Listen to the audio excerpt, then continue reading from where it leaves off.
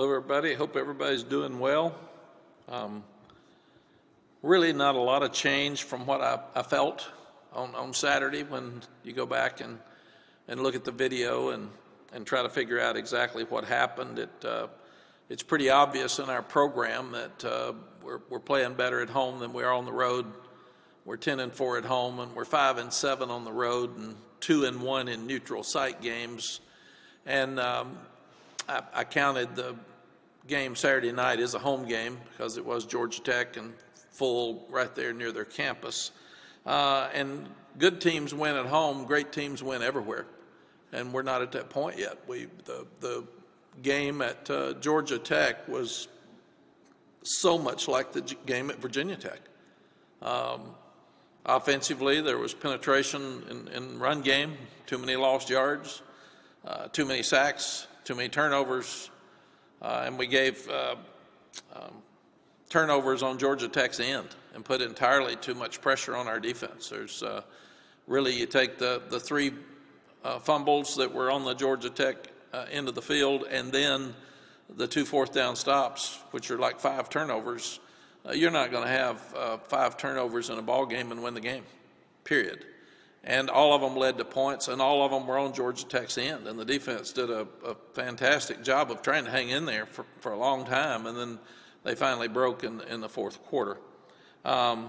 So that's the biggest thing that I see. After wins and losses, I try to be as honest with you as I can and be factual and still protect certain coaches or protect players, because that's my style. That's what I'm going to do today. Special teams, we felt like we were much improved. Another block punt, which is really exciting and gives us a chance moving forward to win games on special teams. We had 1 punt return of 11 yards, and that was also a huge plus. And the way the night went, we have a field goal that we make, but left guard moves, and then we have to re-kick it, and he misses it by 6 inches to the left. So it's kind of the way the night went. And we're 9-20 in Atlanta, and I don't know why. I don't know why certain places are harder for teams to play than others, and probably just builds on the success. And we won pretty easily down there 2 years ago. But thought our punt coverage was really, really good. Our protection was good. We did miss the field goal, as I said, and as good as Jonathan Kim's been, we needed him to get it deep on the field, and we kicked one out of bounds late in the game when we're trying to still come back and win the game. When you look at stats from since we've been here, we're 16-3 when we've outrushed the opponent. We're 1-9 when we do not. And obviously we did at Virginia Tech, but it was by a couple of yards. It was very, very similar. And then the other night it wasn't close. Defensively, when you look at it, I've been around this long enough to at least state the facts with players. You after a game you lose, you think everybody played poorly, and they didn't. We had a lot of guys play really good. And the sad thing for them is that'll go unnoticed.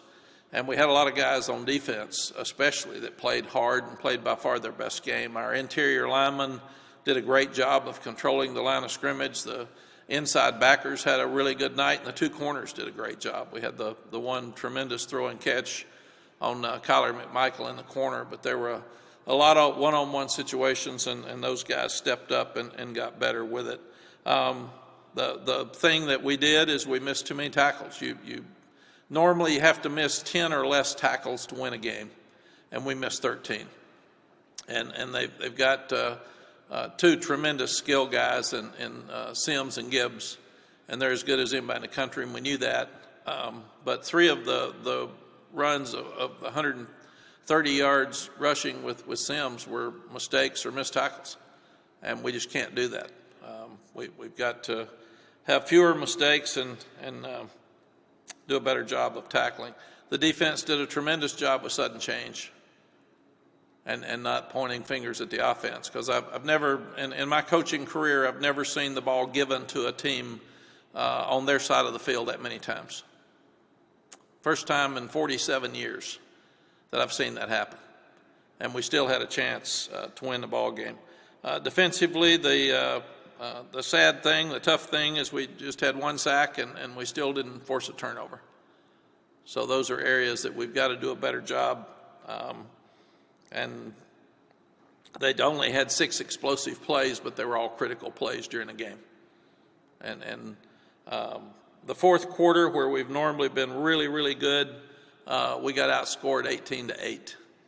And that's not been who we are at all. I still thought at 14-27, as poorly as we had played, that we would still come back and win the game 28-27. And defensively, we just couldn't make the stops as the offense started getting better. Offensively, I think we had the 6th best output in school history last week, and I really felt like the offense felt too good about themselves, and Georgia Tech did a good job, hit us in the mouth, and we didn't respond very well. And that's disappointing, but it is what it is. And I was concerned about that last week. We're not at a point where we're consistent enough that we are playing each week because we just need to play, and individualizing each game and playing as hard as we can each week.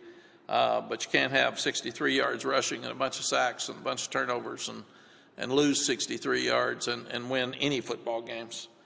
Josh Downs and our tight ends played well, but offensively we were very inconsistent as a team and very disappointing.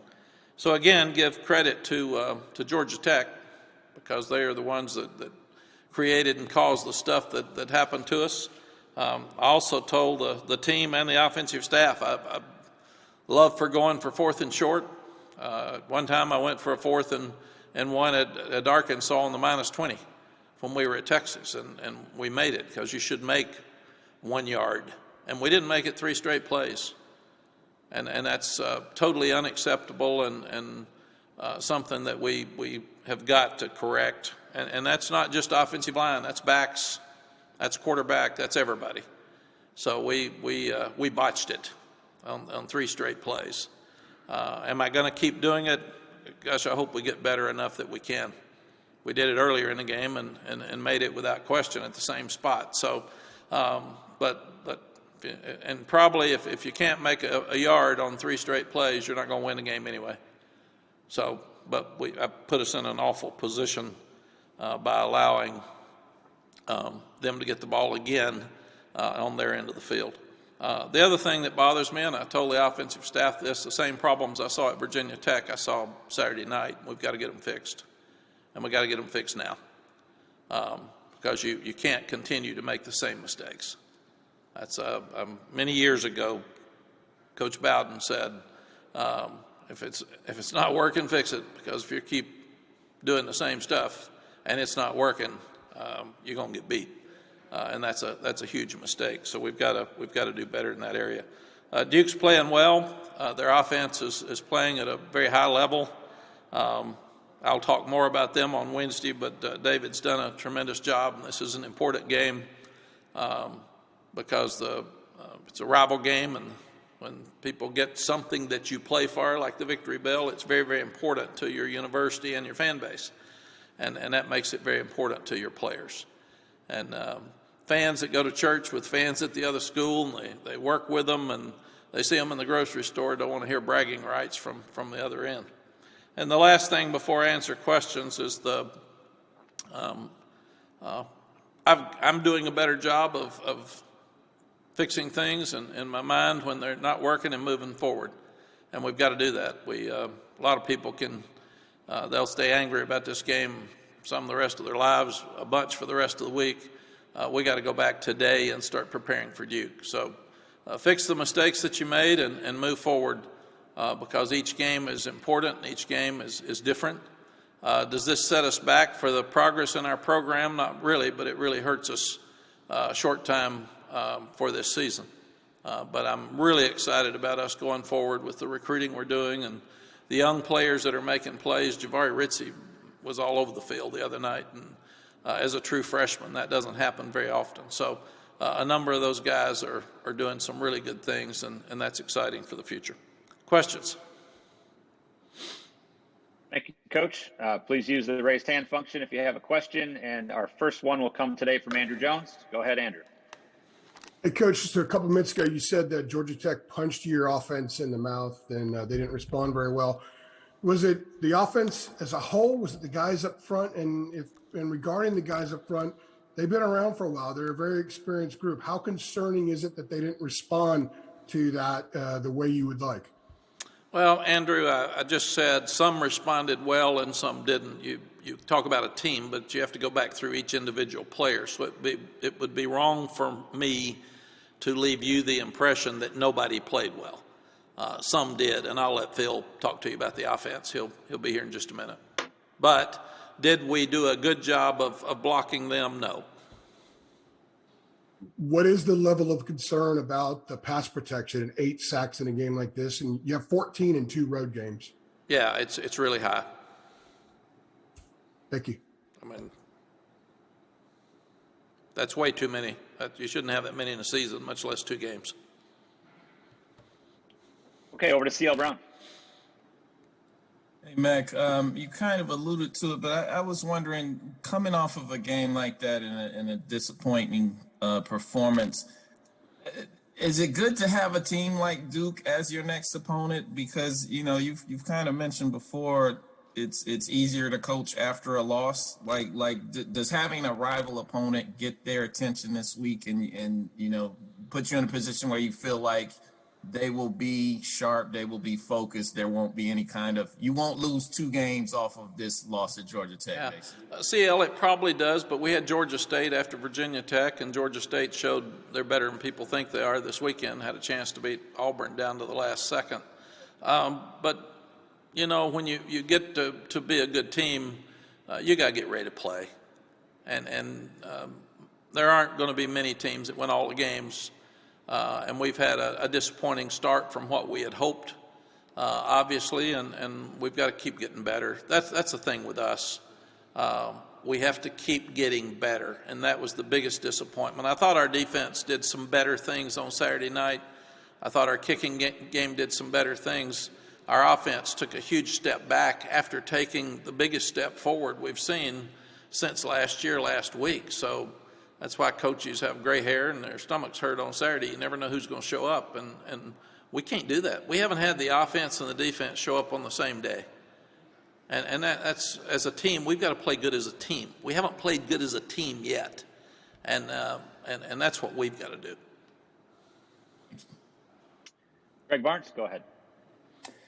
Hey, Mack, in terms of post-game evaluation, I understand that the players watch film and then they go through the corrections the day after. But before you get to that point, kind of what is the process you undertake with the coaching staff and kind of looking at things and deciding where the mistakes were made and how things need to get better? Yeah. Greg, I get so disappointed with a loss, and I'm probably too excited with a win. But I have learned with my personality, after a loss, I don't talk to anybody except you all after the game. And I wouldn't talk to you unless I had to, but I have to. Because I asked Jeremy, do I have to? And he said I had to. So as much as I enjoy you all, I did not enjoy our conversations after a loss. And I've learned I used to say really hurtful things, and because I'm just angry and I'm disappointed and I'm mad at everybody. And so the best thing for me to do is say very little, try to keep it in until I can at least watch the video. And then I've got some reasons to some of the things I've said in the past were not warranted, because I actually jumped on a player once for doing something. He didn't do it. So that's why coaches have to be so careful after games, because you think you saw something and maybe you didn't, or maybe it wasn't his fault, it was somebody else's fault when you get in the video. So I've learned that I'm not good mad. My personality mad is not good at all, and I have a temper, and I control it most of the time, but in losing I didn't. So what I do is I get on the plane or go straight home after a game when I get through with everybody here, and I sit and I watch the game about 4 times. And what you do is you you're tired, you're mad after a loss, and you grade harder than you would if you'd won. And that's you have to really be careful to do that. So I try to grade the same way, win or lose. And to be fair, that's hard to do, but that's what I try to do. And I get to see everything. Nobody else looks at everything. I'm the only one in our program that looks at everything. And then what I do is I write notes during the entire video, and the next day we sit down with coaches individually or as a group, and I go over every play with them, and it's weird, but every negative play with them. I don't go over the positive plays. I think those are good. I don't brag on the ones that are doing great. I think that's obvious.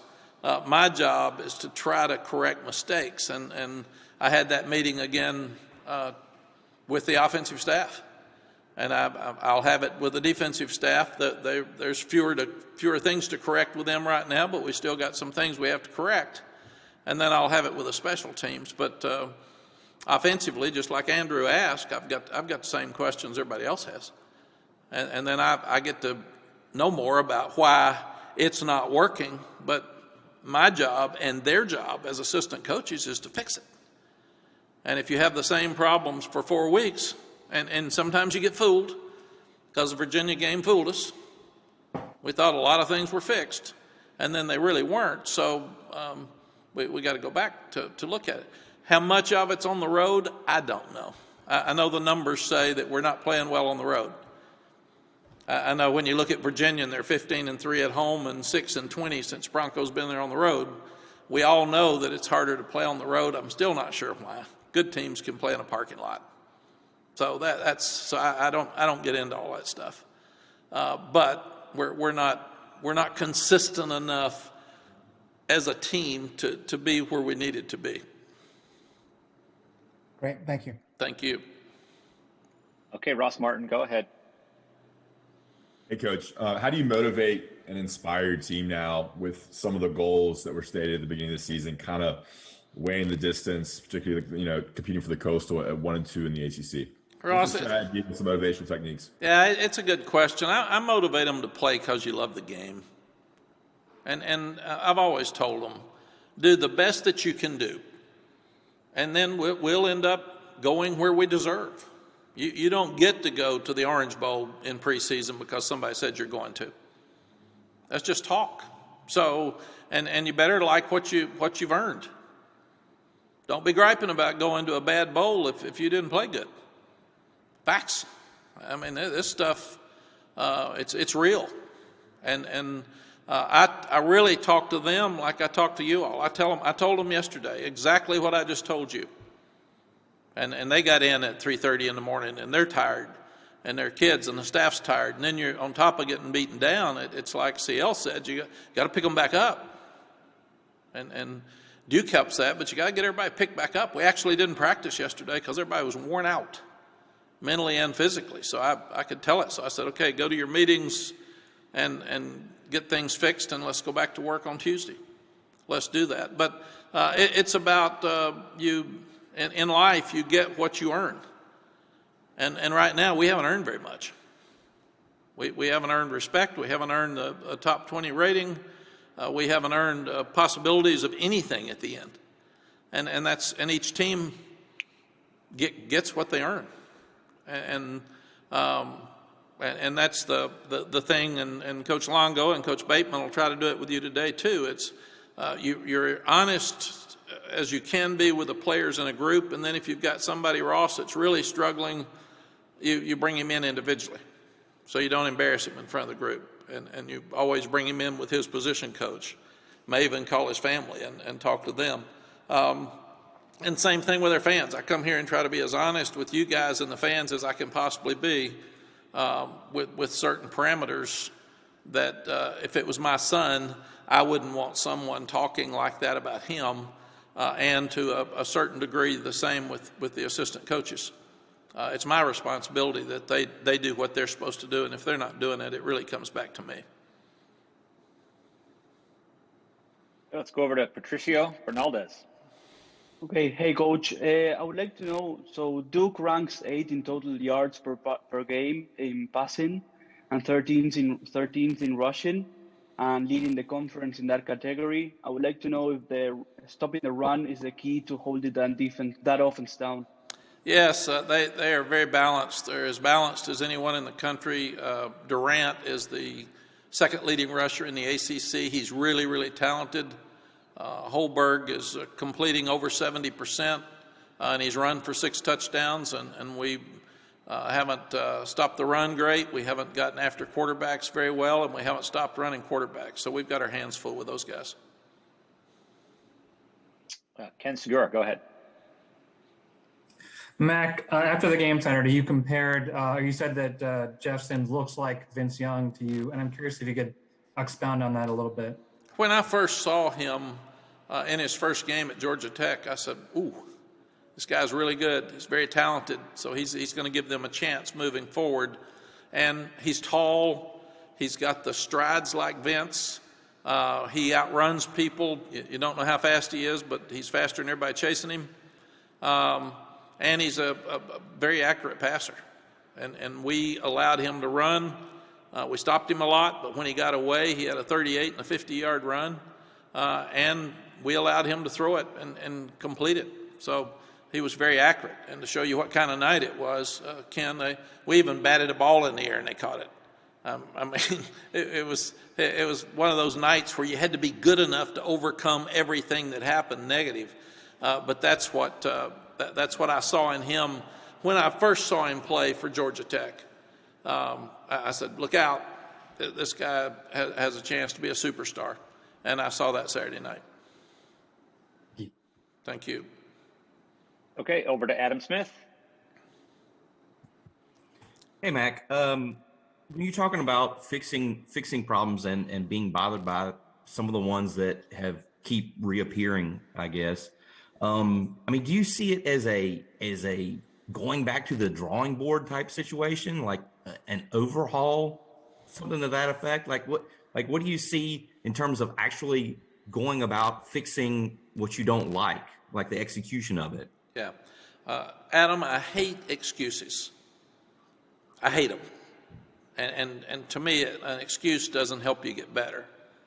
So I like direct conversation, and we will take the sacks that we have had this year. We'll go back through every one of them, and we will write down exactly what happened in every one of them, and then fix it. Fix it. If we can't drop back and pass against a certain player, then don't put our player in a position to try to block somebody he can't block. Move the quarterback, chip him with the back, get the tight end involved. I mean, but don't just keep making the same mistakes. I hate that. And our centers have been banged up. If they're struggling, help them. Get somebody else to help them. Change your schemes. But football is a very simple game to me. That's all I've done my whole life. People are very complicated. And getting all the people on the same page when things are not working in a very public and visible business is the key to our jobs. And that's what I've got to do. I've got to do a better job getting all of our coaches on the same page. The other thing is, we just talked about it, Duke has an identity offensively. We know what they're going to do. David has done a tremendous job. They're going to run the inside zone. They're going to run boots and nakeds. They're going to have play action. They got 4 of the 5 offensive linemen back from last year. They're really good skilled people, and that's why they're averaging 38 points a game, and they're one of the best offenses in the country. Right now, we don't have an identity. We did last year, the last 2 years.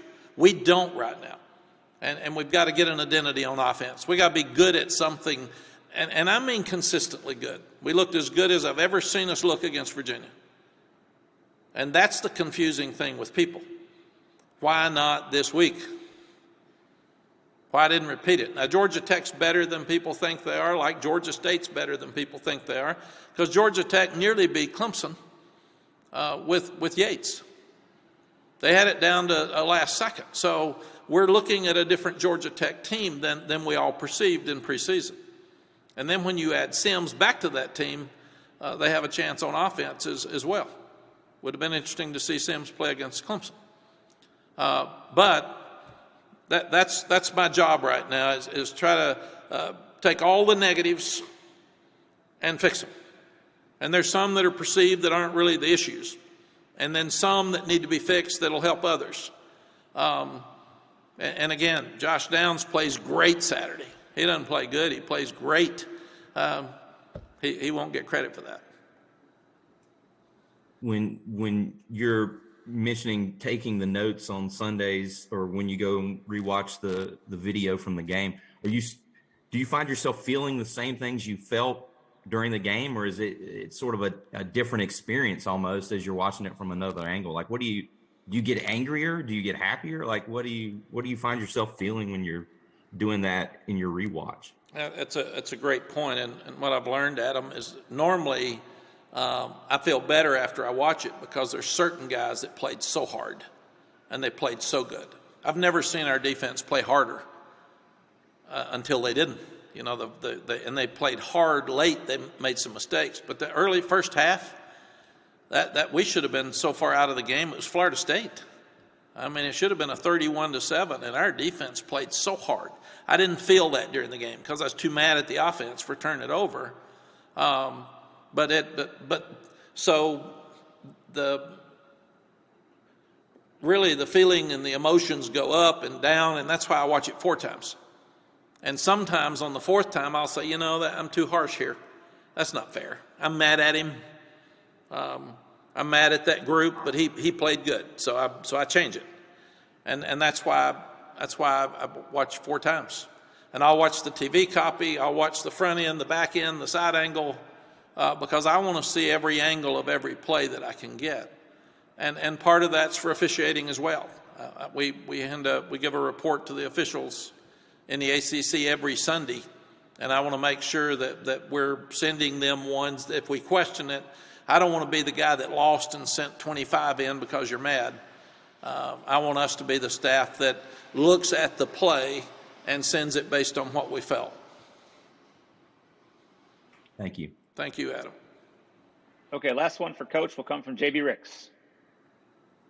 Good morning, Coach. Appreciate you taking out this time. I just have a generic question in regards to what the Duke-North Carolina rivalry means to you on the football field. And is there a little extra spice added this year, considering where both teams are at right now going into October, compared to where pundits expected these teams to be before the season began? Yeah. JB, I can't answer your second question because it's always important to me. So I guess your question would be for fans and media, is there a little more added? But to me, you have to beat your rivals. And if you can't win your own state, how in the world can your fans or your team think they can win out of state? And it affects everything. It affects recruiting. It affects your fans. There's some reason that this was important enough that people got a prize for the winner, and we don't have another game with a prize.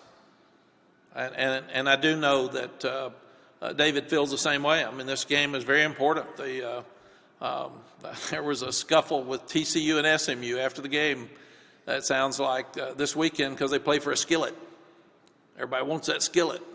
Everybody wants that victory bell. And then you paint it the way you want it. So whoever started that stirred this game up even more than just being a rival. They gave something else to play for. So there's great respect between the two programs. There's great respect with the players. I'm sure 8 miles apart they hang out together some, but the game's very, very important. And it's important to me. It's important to our players. It's important to our university and our fan base, regardless of the records. Thanks, Coach. Thank you. Okay, Coach, that's for today. Thanks for your time. Thank you all.